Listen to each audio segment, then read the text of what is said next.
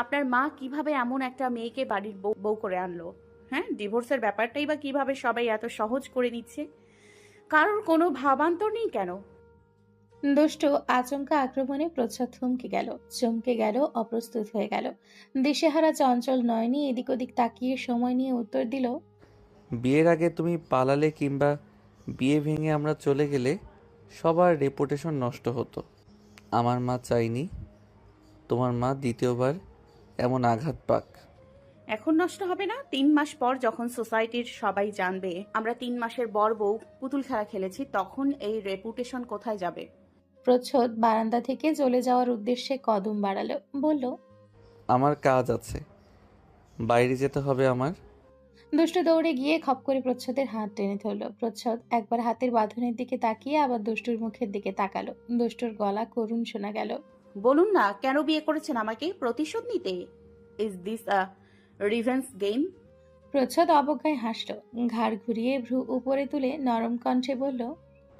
আমি বা আমার পরিবার কেউই তো জানতাম না যে আপনি বিয়ের রাতে ডিভোর্স চাইবেন। জানলে কখনো বিয়ে করতাম না। হাতের বাঁধন আলগা হলো। চোখে চোখ চেয়ে রইল অনেকক্ষণ। দুষ্টু চোখ প্রশ্ন উত্তরের বিষয়ে ভরপুর। হঠাৎ মাথায় চাড়া দিয়ে ওঠা উত্তর না মেলা প্রশ্নের ভিড়। এলো গলায় বলল। এটা ঠিক না। আপনি বিয়ের রাতে আমাকে বলেছিলেন আপনি বিয়ে করতে চাননি, নিজের ইচ্ছেতে বিয়ে করেননি। তবে যখন শুনেছেন আমি পালিয়ে গিয়েছিলাম, তখন তো মোক্ষম সুযোগ ছিল। কেন বিয়ে ভেঙে দেননি? দুষ্টুর কণ্ঠে কান্না আটকে আসছে। প্রচ্ছদ তাকিয়েই ছিল এক চিত্তে নির্বৃত্তে। দুষ্টু ধরা গলায় আবার বলল। 3 মাস পর আমি চলে গেলে সবাই পারবে আমার জায়গাটা অন্য কাউকে দিয়ে দিতে? প্রচ্ছদ সপ্রতিভ চোখে তাকালো। তার দৃষ্টি তখন প্রণয় বেড়ায় থমকানো। দুষ্টুর এই কথা বলার মুহূর্তটাতে, ঠিক ওই মুহূর্তটাতে মনের স্ফটিক রৌদ্র উজাড় করে শীতল কণ্ঠে তাকে বলতে শোনা গেল আকস্মিক। আপনি থেকে যান না। 3 মাস কেন, 3,000 লক্ষ কোটি বছর থেকে যান।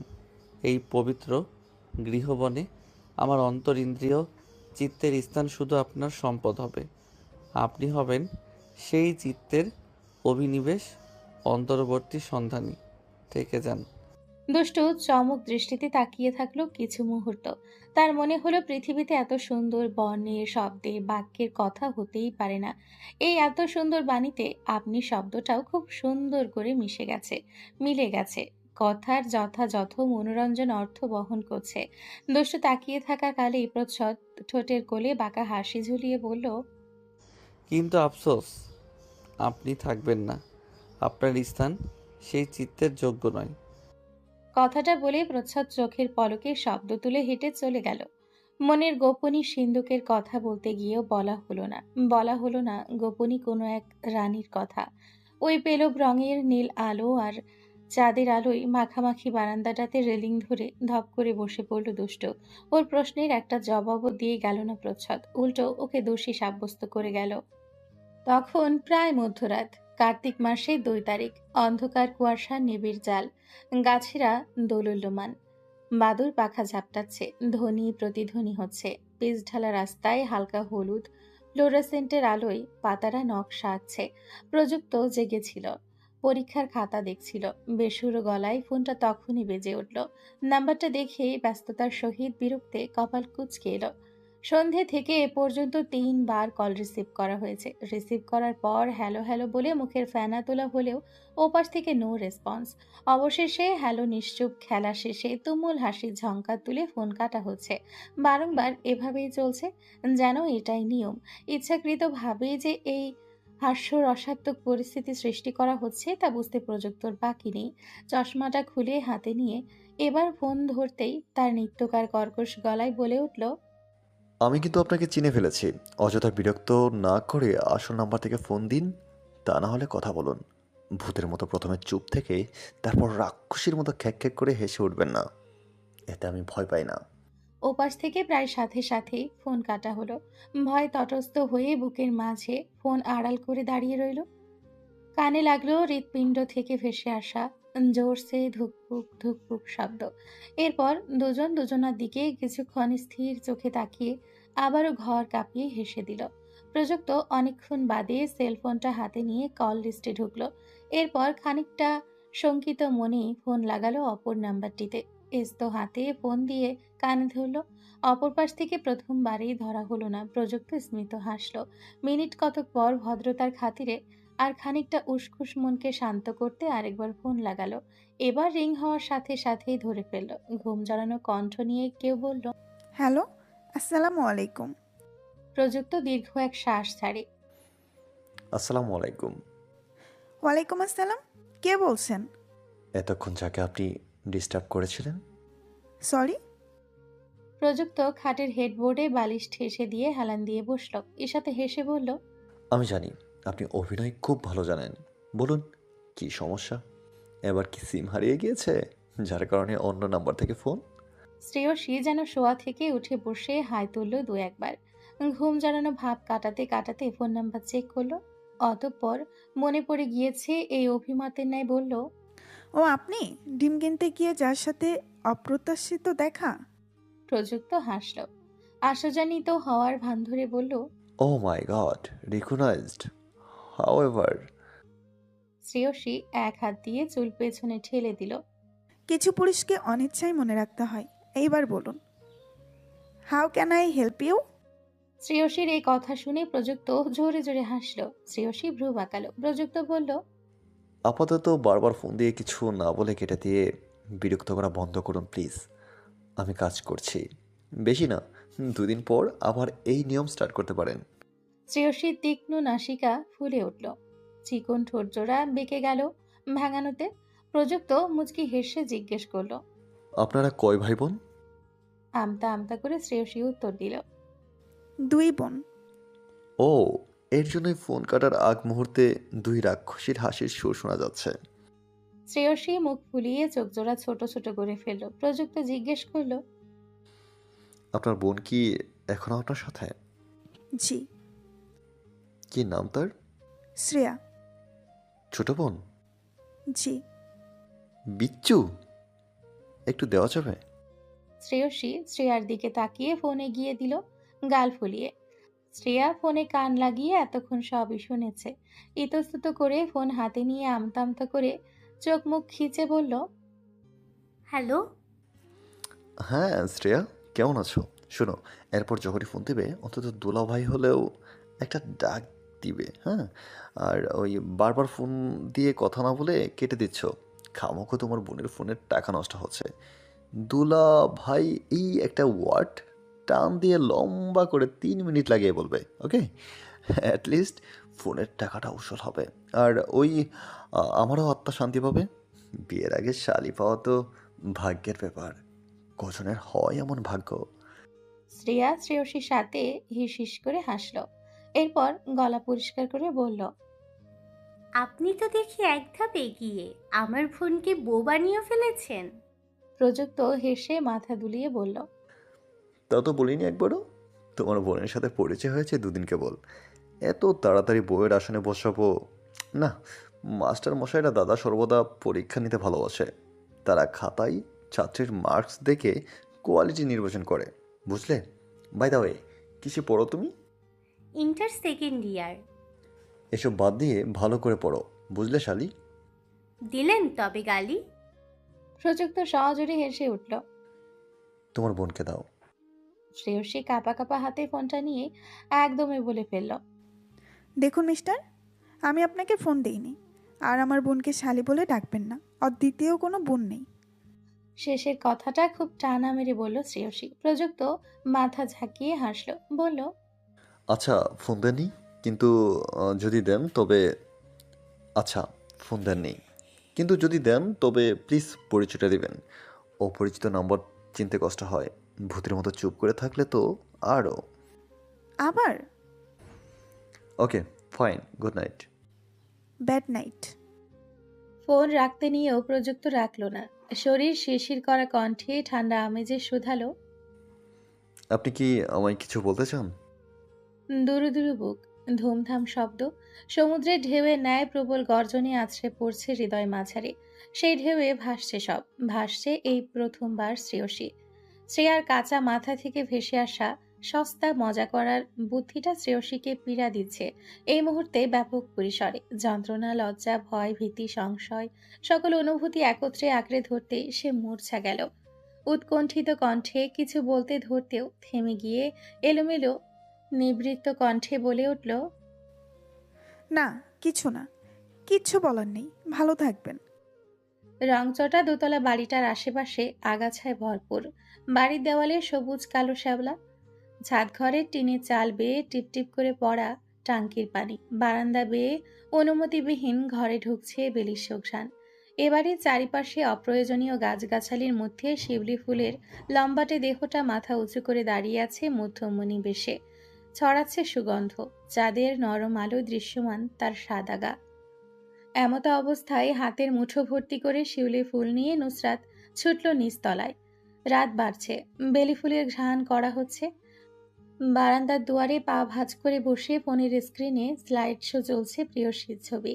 বদ্ধ ঠোঁটে সামান্য প্রকাশিত প্রশান্তির হাসি, চোখের তারায় সন্তুষ্টি। এর মাঝেই আচম্বিতে নুসরাতের ডাক পড়ল। নীর বুকের মাঝে ফোন চেপে ধরল। দুষ্টু ছবির দিকে একবার তাকিয়ে বিরক্ত মুখে চাইল ভেসে আসা ডাকের দিকে। কপাল কুঁচকে গেল তৎক্ষণাৎ। দোতলা বাড়িটা নীরের। বাবা মা মারা যাওয়ার আগে অন্তত তার এই একটা গতি করে রেখে গেছে ভেবে দীর্ঘশ্বাস ফেলে আল্লাহর কাছে লাখো কোটি শুকরিয়া আদায় করে রাত দিন। মাঝে মাঝে চরম অভাবেও দিন চলে তার। মাসে 5,000 টাকা বাসা ভাড়া তুলে আর কি হয়? সে টিউশনি করায় না। অন্যের বাসায় কলিং বেল চাপতে তার ভালো লাগে না, কিন্তু রোজ উপরতলার ভাড়াটিয়ার ক্লাস 10-এ পড়া ছেলেটা তার কাছে পড়তে আসে। মাস গেলে টাকাও নেয় না। ভাই পড়তে আসার ওসিলায় মাঝে মাঝে সাক্ষাৎ দিয়ে যায় ছাত্রের বড় বোন। কিন্তু আজ তো শুক্রবার, আজ কেন এসছে? নুসরাত এসে দেখলো রাস্তা থেকে আসা ঠিকানা পরিচয়হীন ঘরে মৃদু আলো, বারান্দা অন্ধকার। অন্ধকারে আবছা বোঝা যাচ্ছে মানুষের চিহ্ন। সে ব্যস্ত উৎফুল্লতার হাতে ঘরের বাতি জ্বালল। হাত পা মৃদু কাঁপছে। নুসরাত দৌড়ে নীরের কাছে দাঁড়িয়ে বলল, আমি ঢাবিতে চান্স পেয়ে গেছি।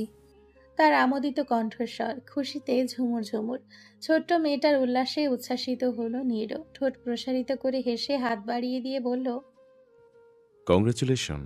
নুসরাতের হাসি মিলিয়ে গেল। ঠোঁট কিঞ্চিত ফাঁক হয়ে ফুটল বিস্ময়তা। বাড়িয়ে দেওয়া হাতটার দিকে তাকালো অর্ধ নির্মিলিত নয়নী। পর মুহূর্তে নীরের দিকে তাকালো। তখন পর্যন্ত নীরের ঠোঁটে বহমান হাসির ঝিলিক। নুসরাত তাকিয়েই থাকলো একনিষ্ঠ নেত্রে। লোকটা লোকটা কখনো তাকে পাত্তা দিত না। খানিকটা অবহেলায় অপমানের পরেও বারবার ফিরে আসতে হয় তার। এই সুঠাম দেহের সুন্দর মনের সুন্দর যুবকটিকে এক পলক দেখার জন্য মনটা আকুপাকু করে সারাক্ষণ। এক দণ্ড দেখার জন্য প্রতিদিন ছুটে ছুটে চলে আসতে চায়। থাকা দায়।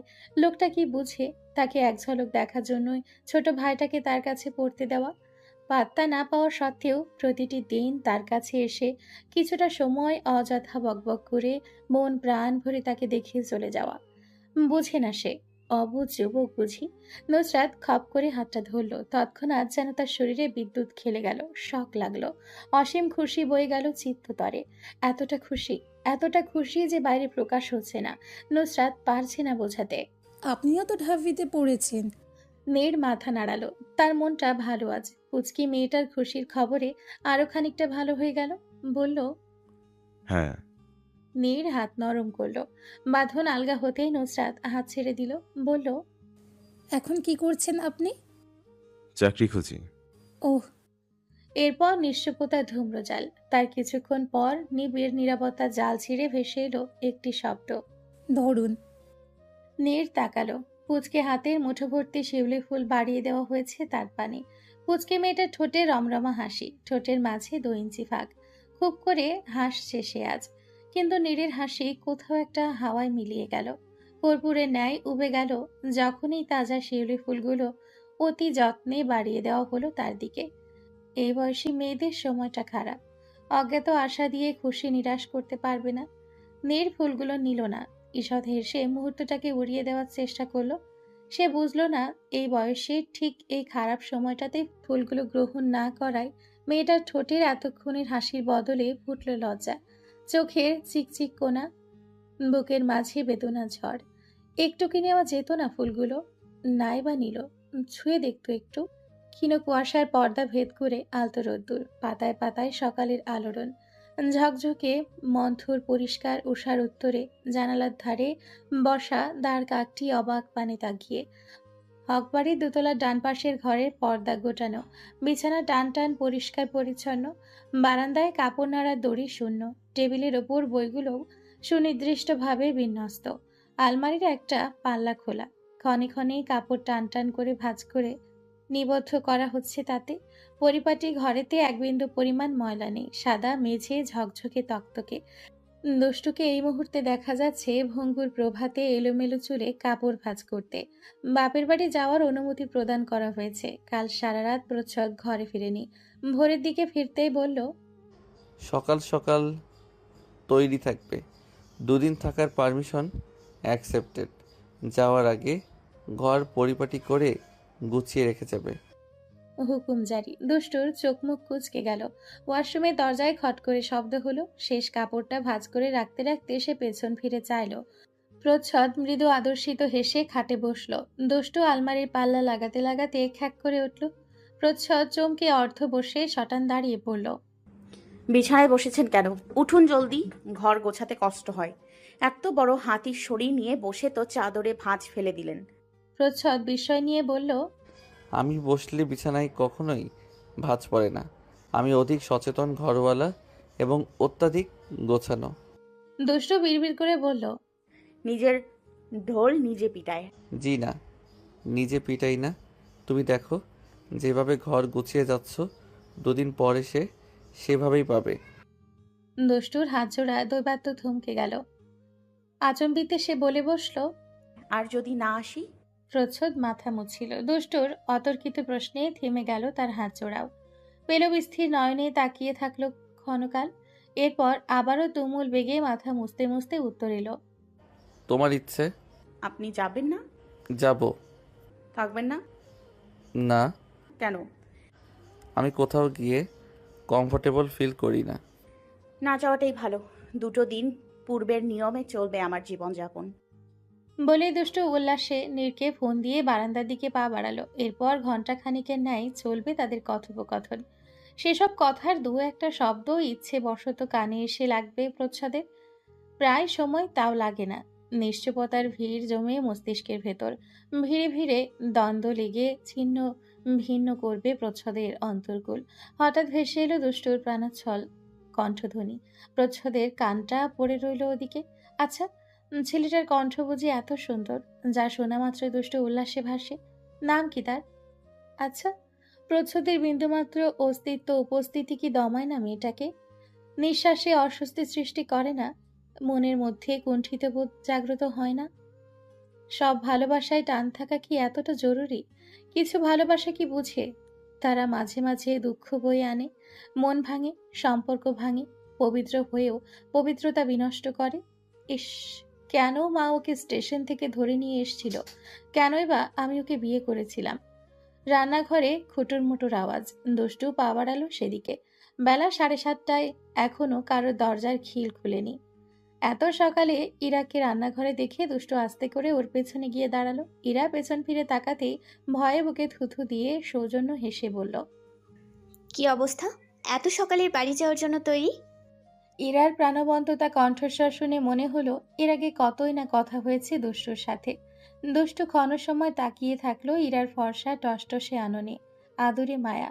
পেলব বনের কপলে লালাবরাঙা স্নিগ্ধ অভিনব মুখটার দিকে অনন্তকাল চেয়ে থাকলেও ক্লান্তি আসবে না, বরং বাড়বে চোখের তৃষ্ণা। তাকিয়ে থাকার কালেই দুষ্টু ভাবল, ওই চেহারায় ওই মায়াময়ী পবিত্র একটা ছায়া প্রতিছায়ার জন্যই মন থেকে শ্রদ্ধা আসে, ভালোবাসা আসে, আদর করতে ইচ্ছে হয়। সাথে এও ভাবল, এবারে যে কোনো ধরনের খবর সবার আগে জানার অলৌকিক কোনো জোর আছে ইরার। সবাই তাকে বিশ্বাস করে, ভরসা করে। একান্ত ব্যক্তিগত গোপনীয় কথাগুলো তার সামনে বলা যায় অনায়াসে। হয়তো তার সেই অকৃত্রিম ক্ষমতার জোরেই সে এত বিশ্বাসযোগ্য নারী। তা না হলে কাল অনেক রাতে প্রচ্ছদের সাথে ঝগড়া হলো, প্রচ্ছদ ঘর ছেড়ে বেরিয়ে এলো। হয়তো তখনই শিরিন আন্টিকে বাড়ি যাওয়ার জন্য পারমিশন দিতে বলেছে। কিন্তু সকাল হতে না হতেই দুষ্টুর বাপের বাড়ি যাওয়ার খবর ইরা কিভাবে জানলো? বাড়ির বড় বউদের বুঝিয়ে এতটাই নমনীয় এবং লোকাতীত অভূতপূর্ব শক্তি থাকতে হয়। দুষ্টু হঠাৎই ইরাকে পেছন থেকে জড়িয়ে ধরল।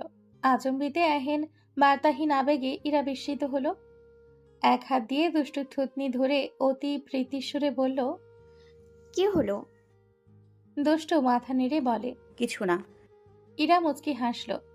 দুষ্টুর মাথা এক হাতে কাঁধে চেপে রেখেই বলল, জানো, কাল অনেক রাতে এসে প্রচ্ছেদ দরজা থেকে আমাকে জাগালো। তারপর খুলতেই বলল মার কাছ থেকে পারমিশন এনে দাও, দুষ্টু কাল ওর বাড়ি যাবে। দুষ্টু ইরার কাঁধে মাথা রেখে খুব শান্তিতে বলল, তোমার মধ্যে না একটা মা মা ব্যাপার আছে। এত ভালো কেন লাগছে আমার? তাই? হুম। এভাবে কেউ আগে কখনো বলেনি। দুষ্টু মাথা ওঠালো, অতি উচ্ছ্বাসে বলল। আমি তাহলে ফার্স্ট? ইরা হেসে মাথা ঝাঁকায়। দুষ্টু ঠোঁট উল্টে প্রশ্ন করে, কি করো তুমি?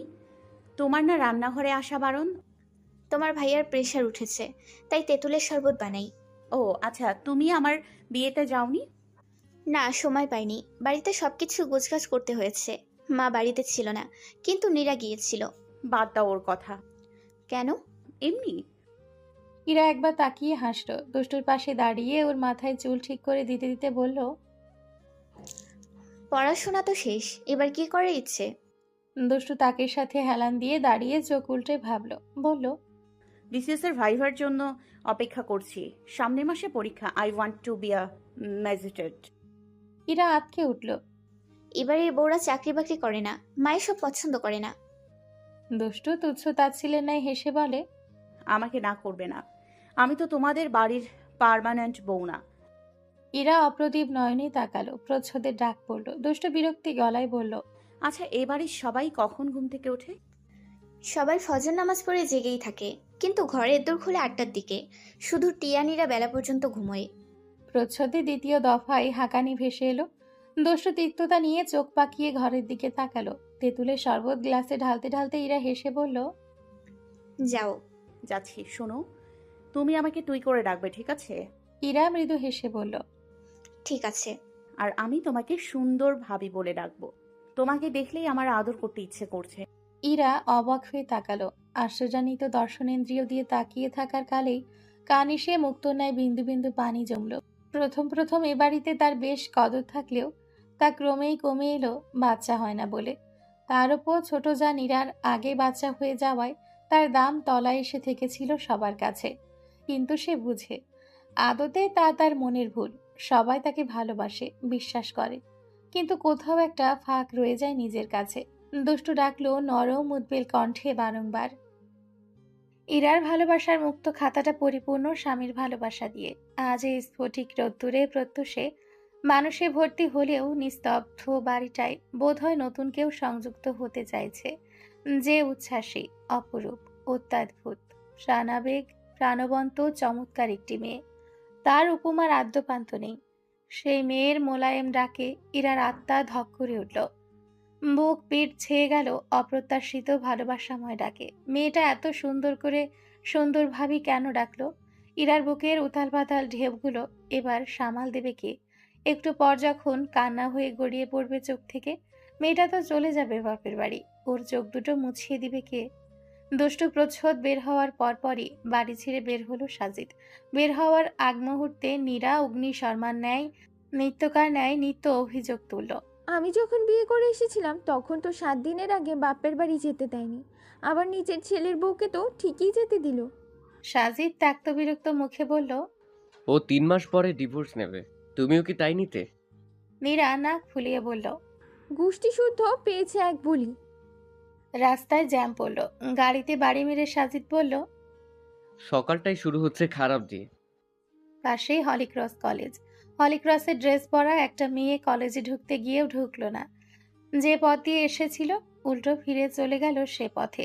সাজিদের চোখ আটকে গেল সেখানটাতেই। বেহায়া চোখ সরাতে চাইলেও সরল না। তাকিয়ে থাকলো সেই দুই ঝুঁটিওয়ালা সিল্কি চুলের ভাঁজে, সাদা ইউনিফর্মে, মেধহীন শরীরের প্রতিটি অঙ্গ প্রত্যঙ্গে। খুব কষ্টে চোখ সরিয়ে নিলেও নির্লজ্জ নির্লিপ্ত চোখ দুটো গিয়ে ভিড় জমালো আবারও সেই কিশোরীতে। নিষ্কলুষ পুরুষটিকে সেই নারী মুহূর্তেই কুলুষিত করে দিয়ে গেল। জ্যাম ছেড়ে দিল। কাজে না গিয়ে কেমন একটা মন্ত্রমুগ্ধ হয়ে সাজিদ গাড়ি নিয়ে পথ ধরল সেই মেয়ের পেছনে। তার চোখ লাল, সম্ভবত লাল। সেই চোখে তাকে দেখে মনে হচ্ছে সে বশভূত বাধ্য শিষ্য। ইহকালের সে এমন বশবর্তী হয়ে কখনো কোনো নারীর পেছনে পথ ধরেনি। এমন আজ্ঞাবহ হয়ে সে এই অজ্ঞাত নারীর পথ ধরেছে, যেন ভুলে গেছে সে বিবাহিত, সাথে বেমালুম ভুলে বসে আছে তার একটা ফুটফুটে আকাশ আছে। হাসলে যাকে আকাশের মতোই সুন্দর দেখায়। ফোকলা দাঁতে হেসে আধো আধো করে দু এক পা ফেলতেই টুপ করে পড়ে যায় সাজিদের কোলে। সাজিদ তখন জাপটে ধরে নরম রাঙা গালে চুমু খায় অজস্র। বাসার কাছাকাছি আসতে আসতেই শ্রেয়া প্রায় এলোমেলো হয়ে গেল। ঝুঁটির বাঁধন আলগা হলো, অগোছালো চুল মুখ জুড়ে ছেয়ে গেল, চোখ ভরা ক্লান্তির রেশ। এক হাত কোমরে আরেক হাত পেটের ওপর রেখে হাঁপালো মিনিট দুয়েক। নরম শীত রোদ্দুরে হাওয়ায় মৃদু উড়ছে গলায় ফেলে রাখা সাদা স্কার্ফের একাংশ। নিরুপদ্রব হলদে বর্ণের রোদটা শ্রেয়ার মলিন মুখে এক পাশটায় পড়তেই তাকে দেখালো স্বর্ণ কিশোরীর মতন। সাজিদ তাকিয়ে রইল অপলক, যেন এহেন আশ্চর্য সুন্দরী কিশোরীর দেখা সে ইহ জন্মে আর কখনো পায়নি। সে জানে এ পাপ, তবুও কোনো এক আধ্যাত্মিক চেতনায় সে চোখ সরাতে পারল না। তাকিয়ে থাকতে থাকতে চোখ জ্বলে ওঠে, মুখে তিক্ত অনুভূত হলো, শরীর কেমন ঝনঝন করলো। তবুও নজর সরাতে পারল না, আটকে গেছে। কি এমন জাদু করলো এই মেয়ে? শ্রেয়ার বাসার সামনে গাড়িটা থেমেছে।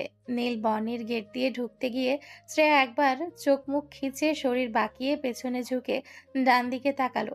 তার ঝুঁটি দুটো হেলে গেল। সাজিদ অপ্রস্তুত, ভয়হীন, লজ্জাহীন, কিন্তু এক মুগ্ধকর চোখে তা দেখল। গাড়িটার দিকে কিছুক্ষণ ভ্রু কুঁচকে তাকিয়ে থেকে শ্রেয়া ভেতরে ঢুকলো। গাড়িটা অনেকক্ষণ থেকে তাকে অনুসরণ করছিল। সে খেয়াল করেছে জুতা খুলে ঘরে ঢুকতে যাবে এমন সময় শ্রেয়সীকে বের হতে দেখা গেল। শ্রেয়ার দিকে ভ্রু নাচিয়ে সে জিজ্ঞেস করলো, কি ব্যাপার, তুই না কলেজ গেলি? শ্রেয়া চোখ মুখ কুঁচকে বলে, তলপেট ব্যথা, কোমরেও ভয়ানক ব্যথা, বোধহয় পিরিয়ড হবে, date missed already. Shreyasi bag দেখে নিতে নিতে বলল, গরম পানির স্যাক দিয়ে একটু রেস্ট নিয়ে পড়তে বসবি। নো ফাঁকিবাজি, সামনে কিন্তু বোর্ড এক্সাম, মাথায় যেন থাকে। সাজিদ শ্রেয়ার বাসার সামনে বসে আছে প্রায় আধ ঘন্টা হলো। কেন বসে আছে কে জানে। এই সময়টা কি তার প্রেমে পড়ার? ভালোবাসার সময়গুলো কি আরো অনেক আগেই পার হয়ে যায়নি? তার ঘরে বউ আছে, বাচ্চা আছে। সে তো টকবকে যুবক নয়, সে একজন পূর্ণাঙ্গ পুরুষ, যার জীবনে সব আছে, হয়ে গেছে, ঘটে গেছে। নতুন করে তো আর কোনো কিছু হবার নেই। তাই ভেতরটা কেমন একটা অস্বস্তিকর কাটা দিয়ে উঠল। নিজের কাজকর্ম নিজের কাছে ভীষণ তিক্ত এবং লজ্জার বলে বোধ হলো। মেয়েদের পেছনে ঘোরার মতো বয়সটা কি এখন তার আছে? আর মেয়েটাও অনেক ছোট হবে, ইন্টার ফার্স্ট কিংবা সেকেন্ড ইয়ার হয়তো পড়ে। এত সব চিন্তা ভাবনার পরেও সাজিদের ভেতর থেকে একটা অবাধ্য সুর বলে উঠল, আমারই বা এমন কি বয়স? 29 পেরিয়ে 30 চলছে। ছোট বয়সে বিয়ে দিয়েছে বলেই না বউ বাচ্চা হয়েছে? হ্যাঁ, অবশ্যই ছোট বয়স। প্রচ্ছদ ওর থেকে মাত্র 4 মাসে ছোট, অথচ সে তো কেবলই বিয়ের পাট চুকালো। ওই বয়সটা তো সাজিদের বিয়ে করার বয়স ছিল না। আদতে তার বিয়ে করার বয়স তো এখন। 27 বছর বয়সে বিয়ে করাটা এখন নিছক তুচ্ছ বোকামি বলে বোধ হচ্ছে। জীবনের সবচেয়ে বড় ভুল। 3 বছরের এই প্রথমবার মনেতে হঠাৎ উকি দিচ্ছে, নীরার মতো একটা জীবন সঙ্গিনী কি তার যোগ্য হয়? মধ্য গাড়ির কালো কাছের ভেতর দুষ্টু জড়সড় হয়ে বসে আছে। প্রচ্ছদ দুষ্টুর দিকে তাকিয়ে পুনরায় দীর্ঘশ্বাস ছাড়ল। সামনের শূন্য রাস্তায় এক দৃষ্টিতে তাকিয়ে কঠিন গলায় বলল, দুষ্টু, নামো। দুষ্টু সিটের সাথে আরো খানিকটা লেগে বসলো। সিটে মাথা এলিয়ে দিয়ে বলল, আপনাকে ছাড়া যাওয়া যাবে না, বাড়িতে ঢুকতেই পারবো না আমি। প্রচ্ছদ বিরক্ত হলো। আমার ক্লাস আছে। বাচ্চাদের মতন করছো কেন? নামতে বলেছি, নামো জলদি। দুষ্টু নির্বিকার বসে রইল, বরং হেলানো মাথাটা অন্য পাশে কাত করে চোখ বন্ধ করে রইল। প্রচ্ছদ প্রলম্বিত এক শ্বাস নিজের মাঝে টেনে নিয়ে হতাশ মিশ্রিত কণ্ঠে বলল, চলো, কিন্তু 10 মিনিট, এর বেশি থাকতে পারবো না।